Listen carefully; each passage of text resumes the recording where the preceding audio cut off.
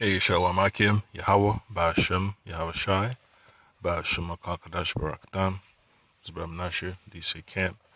Double honors and salutations to the elders and apostle group in the stone, Akim Akwatra, the focus of the earth, holding on in sincerity and in truth to the gospel of the Lord Hamashiach Yahweh Shai in these last days and times, all right, with diligence of mind. Yeah, so this is just part two of this lesson, all right, the greatest story ever told. You can't ignore it. You can't deny it. It's all happening around us. It's the foundation of our history. It's the foundation of life, of all life upon the face of the earth. All right. So if you understand the history, you understand the mystery, and you know where you fit in. Okay. And that's the reason the Lord Hamashiach Yahweh Shai, spoke so many words unto his apostles, unto the people that followed him diligently, the people that hearkened unto his gospels. All right.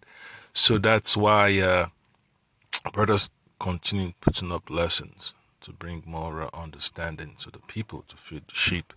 So this is from the book of Mark chapter 9. I'm going to read from verse 11. Okay. It says, "And they asked him, saying, Why say the scribes that Elias must come?" Simple answer. The book of Malachi was prophesied that it must happen. All right. In fact, let me get it real quick, man.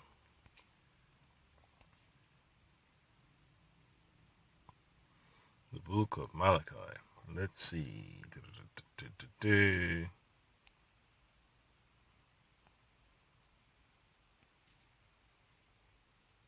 All right.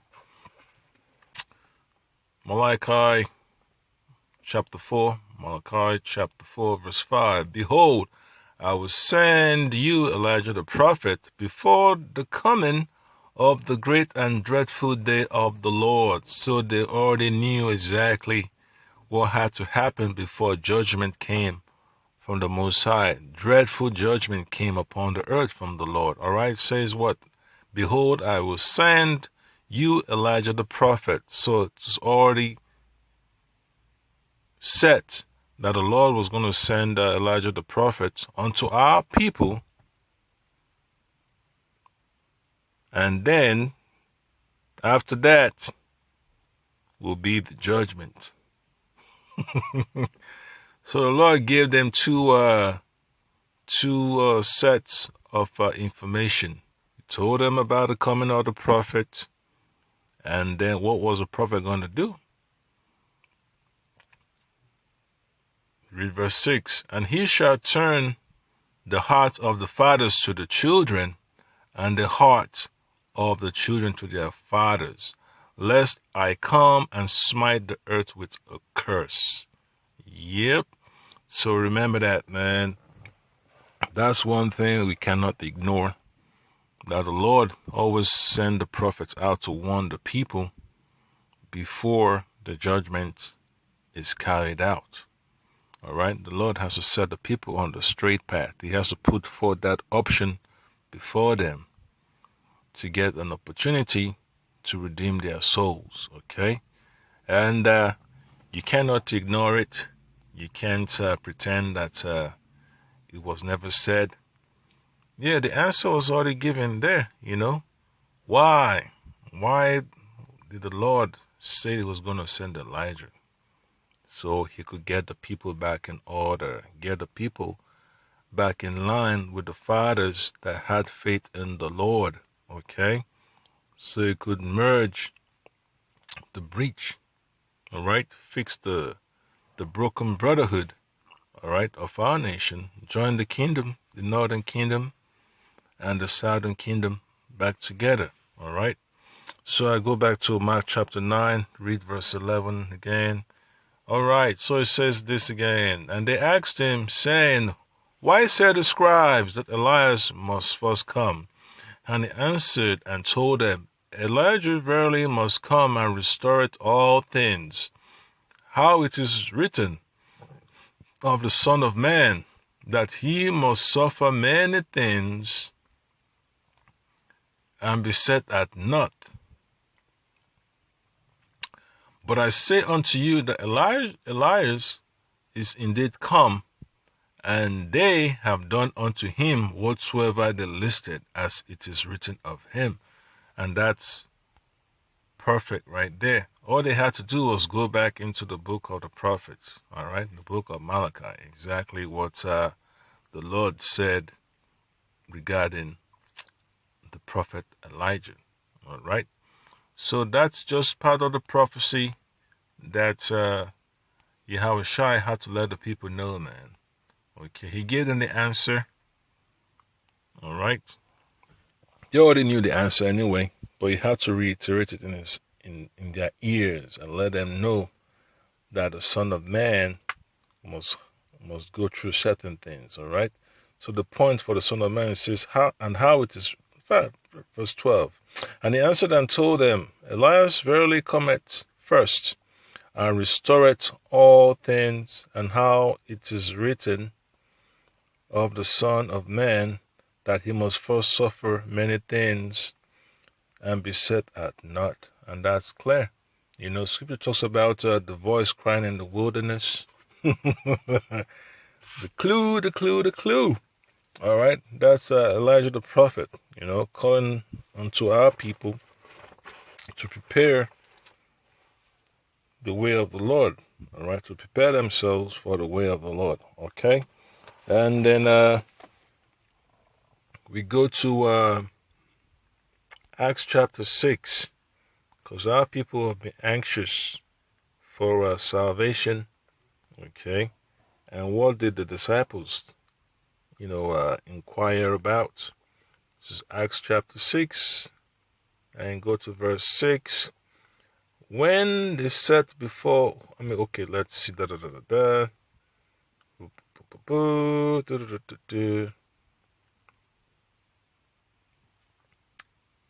All right.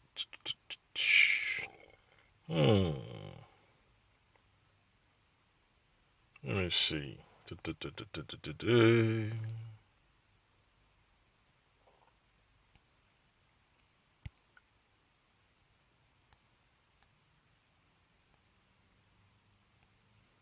Oh, let's get this out.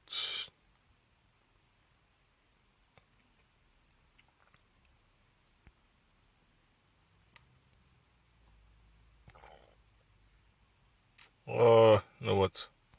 Let me just tap into what I send.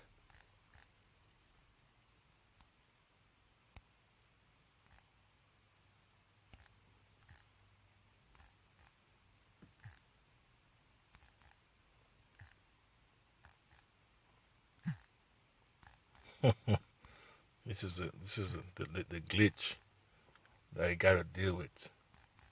All right, something will come up.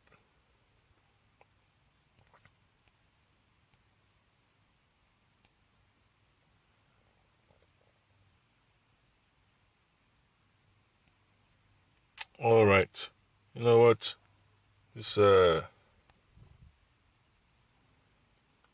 this app, he acts funny sometimes, but that's no big issue. We get onto it. I go to the book of 1 Corinthians, chapter 15.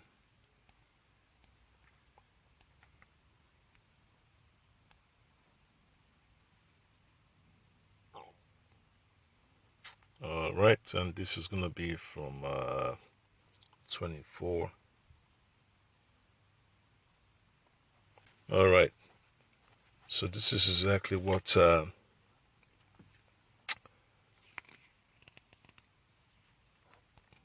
Elijah the prophet was talking about.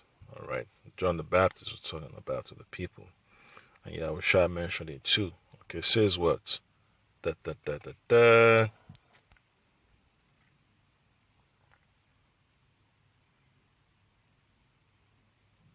No, I saw verse 23. 1 Corinthians chapter 23 says, but every man in his own order, Yahweh Shai the first fruits, afterward they that are Hamashiachs at his coming. All right? So Yahushai is always going to be first, okay? He's got the preeminence. And then the elect, all right, that is the 144,000, the 1/3, and the multitude across the four corners of the earth. Okay. Then it says, verse 24, then cometh the end. The end of what? The end of Esau's kingdom. All right. The end of the rulership of the heathen. When he shall have delivered up the kingdom to Yahweh, even the Father. When he shall have put down all rule and all authority and all power. And that's what the whole point is about. Okay, setting down the authority of these worldly rulers, the rulers of the flesh. No longer would the rulers of the flesh be in position of power anymore upon the earth when the Lord Hamashiach Yahushua returns. All right, he's going to set up a spiritual body over the face of the earth. Okay, and then it says, verse 25, for he must reign till he hath put all enemies under his feet. The last enemy that shall be destroyed is death. And what is death? The result of sin, the judgment of sin, weakness, all right, being susceptible to transgressions of the law. And that's what brings death upon our people. Transgression of the law was exactly what got Adam in trouble. Okay? So, Yahushua had to return to right that wrong, to plug that hole, right? He had to plug that hole in our spirit, okay, with his blood. All right, he became that propitiation. All right, and then what does Revelation chapter 20 say?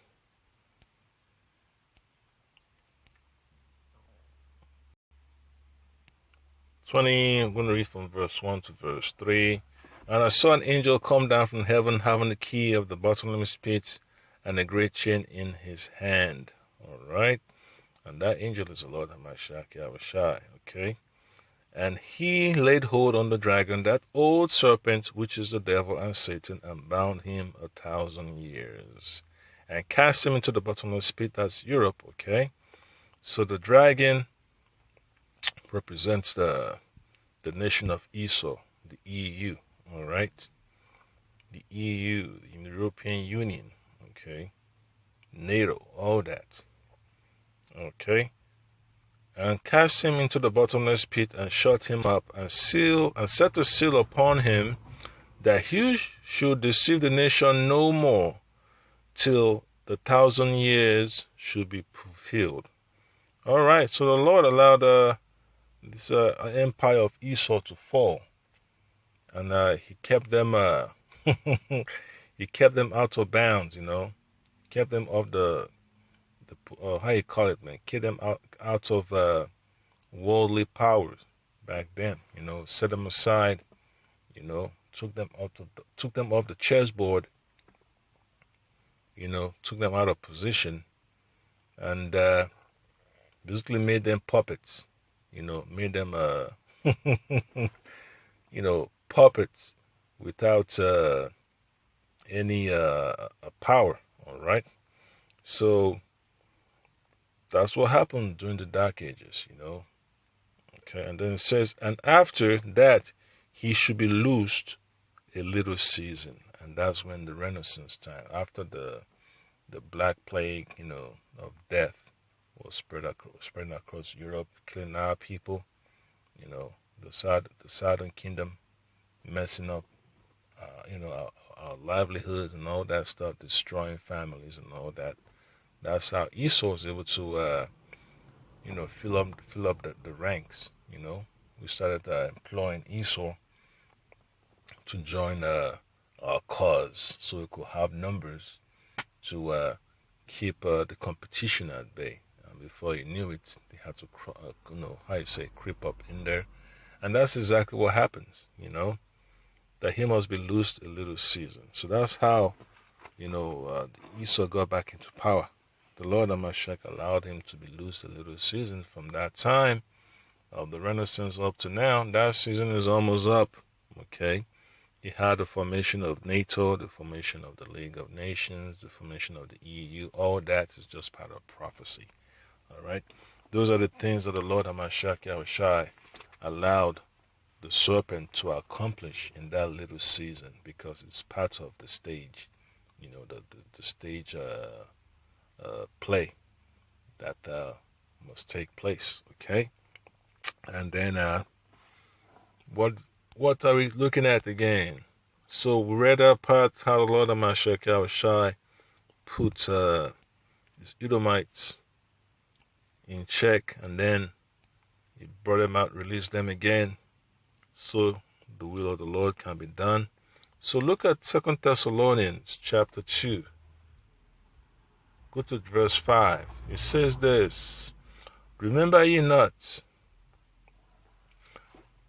that when I was yet with you, I told you these things, and ye know what withholdeth, that he might be revealed in his time. For the mystery of iniquity doth already work. Only he who now letteth will let until he'll be taken out of the way. Yeah, so it's time that the Lord take the heathen out of the way. The Lord let, just like we read in Revelation chapter 20, 1-3, all right, the Lord let the dragon out. He unleashed the dragon, unleashed the kraken upon the earth. So you imagine World War I, World War II, the most terrible wars that have ever been fought upon the face of the earth. The carnage, the loss of lives, man. If you go watch the documents in history about World War II, wow, how many lives were lost? Millions upon millions, man. All because the Lord Amashak Yahushai allowed the dragon to cause havoc. He unleashed the vibration of Esau upon the fool, upon the earth in full. All right, and then World War III, the dragon got to do something again, man. And that's why the world is in so much chaos, because the dragon beareth rule. Okay, so verse 8. And then shall that wicked be revealed, whom the Lord shall consume with the spirit of his mouth. So that's the gospel, okay? The gospel. And shall destroy with the brightness of his coming. So the Lord has to plug that hole, all right, of iniquity. He has to purge the earth by eliminating the borders of wickedness. He has to get them out of power, because the world has been deceived. And what did the Lord Hamashiach say? Unless those days shall be shortened, none shall be saved. But for the elect's sake, those days shall be shortened. All right. So the rulership of Esau is coming to an end, man. So the so-called white man knows it. He's upset. So there's nothing we can do about that. It's a Lord's program. Okay. And then verse 9, even him whose coming is after the working of Satan with all power and signs and lying wonders. Yeah, so elimination time for Esau's around the corner, man. He knows it. The men of the Lord know it. Even the people of the earth are waking up to the wickedness of Esau. And this is just what the Lord Hamashiach Yahushua has to do. He has to get rid of that vibration of the serpent upon the face of the earth. All right? He has to put that spirit back in the bottle. That's why, Esau got to be taken out. His power has to be vanquished. Okay? It has to be diluted, eliminated, and washed out of the face of the earth. Yeah, so that's exactly what we're looking forward to, man. And this is just what the Lord Hamashiach Yahushai had to let us know of what he's going to do. Adam sinned, and then what happened?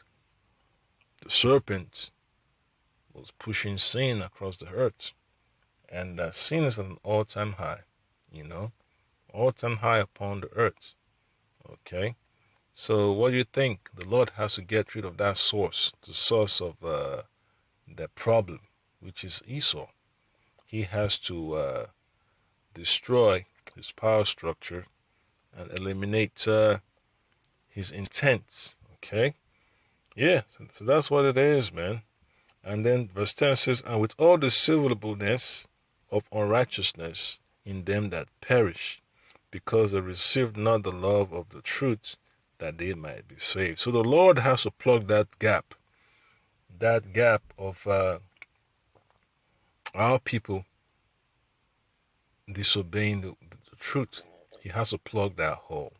He has to eliminate that weakness in our spirit, that crack, that breach, all right, that makes us susceptible to sin. The Lord has to eliminate it, okay?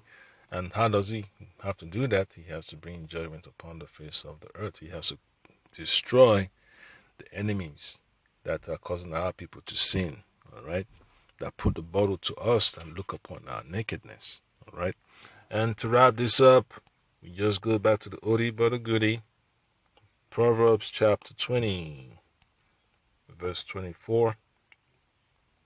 And what does it say? Man's goings are of the Lord.